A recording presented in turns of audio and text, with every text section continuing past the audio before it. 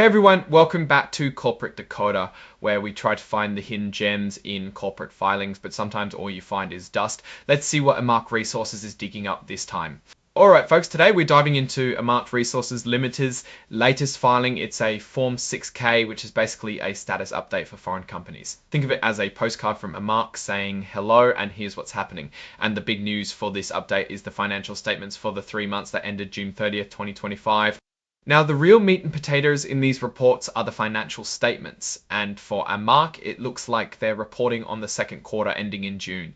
We're going to cut through the jargon and tell you what these numbers actually mean for the company. We've got some key financial figures here, and we want to focus on what drives the business. For instance, let's look at something like expenses. When we check out the total expenses for the 3 months ending June 30, 2025, Amarc spent a certain amount. Now, let's compare that to the same period last year. If expenses are climbing faster than revenue, that's a red flag. It means the company is spending more to make less, which isn't a great recipe for profits. Salaries, fees, and benefits are always a big chunk of expenses for any company. Seeing how this number changes tells us if they're hiring more people, giving out bigger raises, or perhaps investing heavily in their team.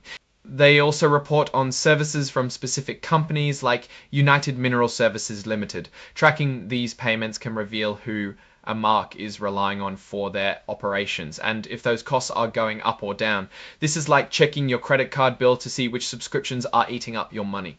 Now, Amarc is in the resource sector, so their assets are really important. They mention things like Duke Districts and Duke Property Minerals. When we look at the value of these properties, any change can mean they've found new valuable resources or perhaps sold off some of their land.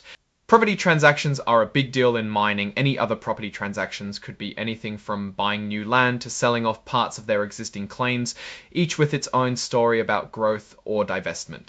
We also see references to pine. Without more context, it's hard to say exactly what this represents, but in resource companies, it often relates to specific projects or mineral interests. If the value associated with pine is going up, it might indicate development or successful exploration. Similarly, they mention Ike Property Minerals. If this category sees significant value changes, it suggests activity or revaluations related to those specific mineral assets.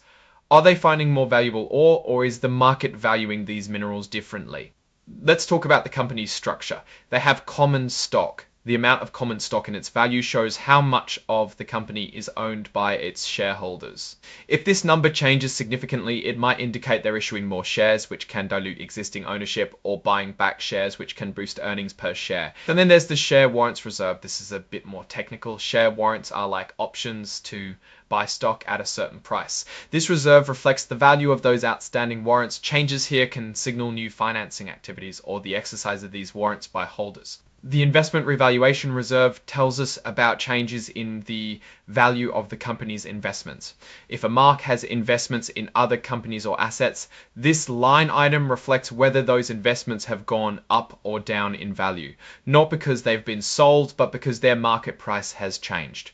Retained earnings are crucial. This is the accumulated profit the company has kept over time rather than paying it out as dividends. A growing retained earnings figure usually means the company is profitable and reinvesting in itself, which is a good sign for long-term health. Looking at the most recent date, June 30, 2025, we can see the snapshot of their financial health at that specific point. And comparing that to June 30, 2024 gives us the performance for the quarter. If, for example, the retained earnings grew substantially year over year, that's a strong positive signal. If it shrank, we'd need to investigate why. It's also important to note their reporting currency. We see Canadian dollars mentioned, which is expected given their Canadian address. This means all the numbers we're discussing are in CAD. And when we see references to shares without a currency, it typically refers to the quantity of shares, not their monetary value. So if they mention issuing 1 million shares, it means they've increased the total number of shares in circulation by 1 million. The term pure here is often used in accounting to describe a standalone or unadulterated share class or transaction, meaning it's not bundled with other rights or features.